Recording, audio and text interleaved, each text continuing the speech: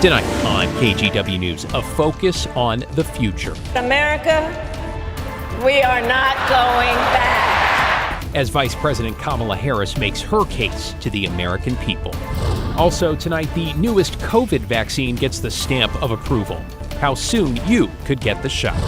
Plus, from the mountains to the beach, runners get ready for the mother of all relays. And later, and the minute I saw this place, I said, this is the coolest thing I've ever seen. As we head to a patch of Washington that's taking scientists and students back in time.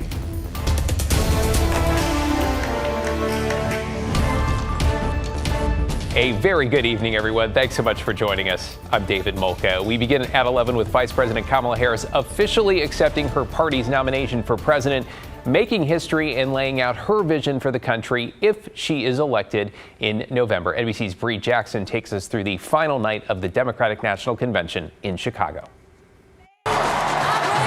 History made with Kamala Harris officially accepting the Democratic Party's nomination for president. I accept your nomination to be President of the United States of America. A sea of white honoring women's suffrage and the first woman of color to lead a major party ticket. Harris sharing her personal story, including the powerful influence her mother had on her life. And I miss her every day, and especially right now. And I know she's looking down smiling. The self-proclaimed joyful warrior laying out her vision for the country if elected. I promise to be a president for all Americans. You can always trust me. Capping off a week filled with stars, singer and passionate activist Pink, speakers highlighting the 59-year-old's professional career as a prosecutor and senator.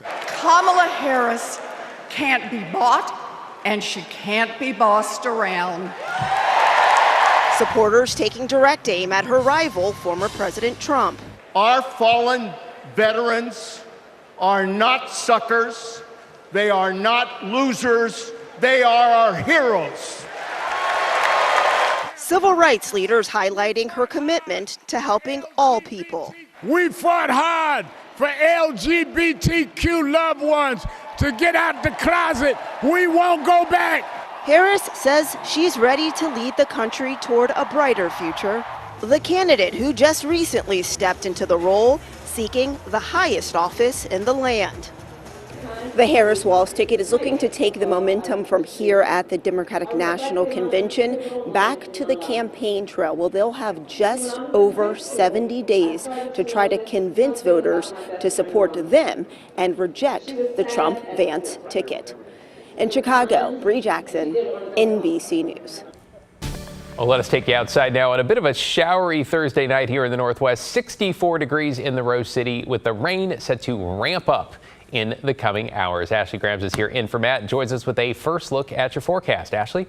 Well, the rain is here. Just like you said, we've been watching it all night long. We've seen some of those showers around the 8 o'clock hour, and things really started to pick up right around 10. So this is a look right now from our Wells Fargo camera. 64 degrees, though we did hit a high of 71 today. You'll see that low sitting right off the coast. That's what's bringing us so much moisture, and you'll see that this system is moving south to north. So those of you in the valley probably saw some of these showers a little bit earlier on, and we did see some of these showers already in the Cascades, but you can see in the past hour really making their way into Portland and Vancouver, as well as into the southwest Washington area. Longview, you're going to see quite a bit of rain as we head into tomorrow. Wow, look at that. We'll take you live up to Timberline Lodge, and you could just see how much this rain is impacting our camera here. This is one of the first spots to have seen rain this afternoon. A few thunderstorms up in the Cascades as well. Those chances for thunderstorms going to continue into tomorrow and possibly into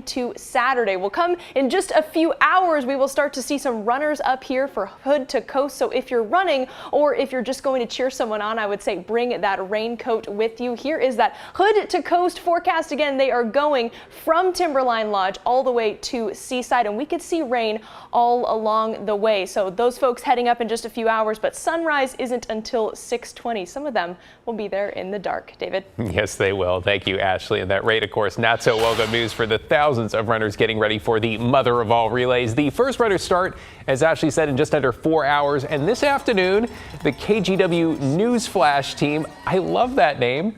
We saw them putting the finishing touches on its van. Our own Alma McCarty plus Evan Watson and John Goodwin, Mr. Let's Get Out There himself, will be out there joining 19,000 runners who will make their way from Timberline to Seaside on the coast. Hey, even if you're not involved in the race, you're going to want to be on the lookout. Runners are going to be on the roads. They'll start on the mountain, make their way down Highway 26 through Sandy with several exchange points like one at OMSI in southeast Portland that we got to look at tonight. It is all ready to go. The bulk of the teams will be headed through the city tomorrow afternoon and evening. Slow down, give them a wide berth, cheer them on. Then they go through the Coast Range and out to the beach where the race finally wraps up on Saturday. I'm not a runner. I'm exhausted talking about it. We'll have live coverage from the starting line right here on Sunrise that starts at 4:30 in the morning.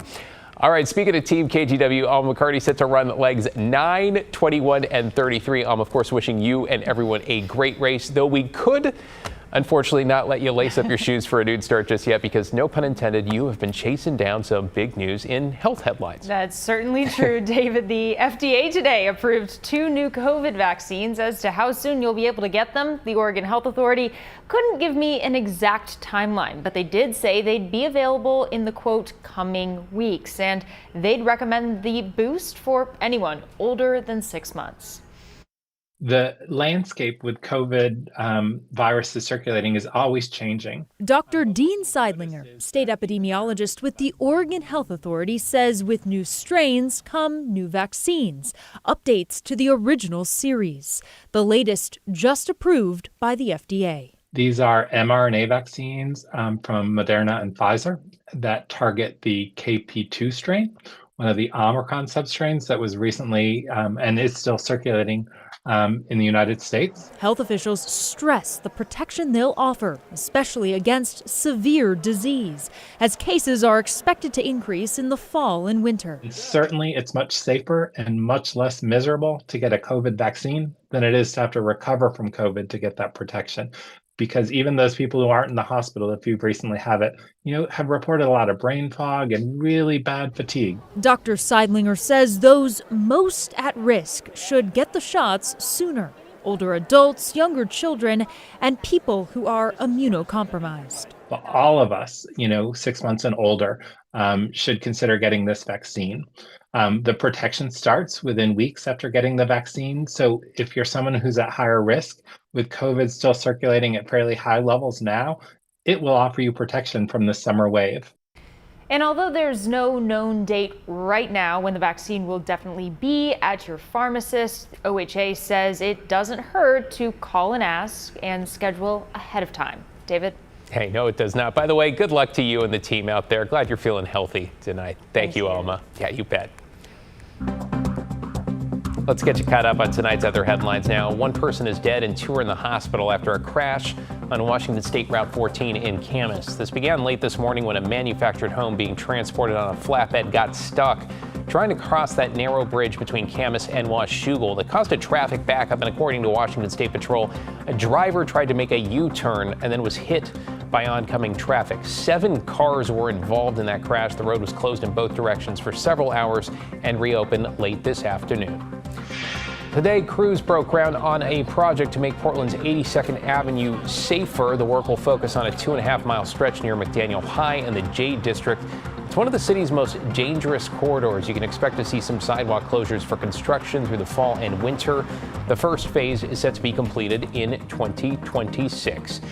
And Oregon's largest ski resort is now for sale. Today, Powder Corp announced it will be selling Mount Bachelor along with 2 resorts in Colorado and British Columbia.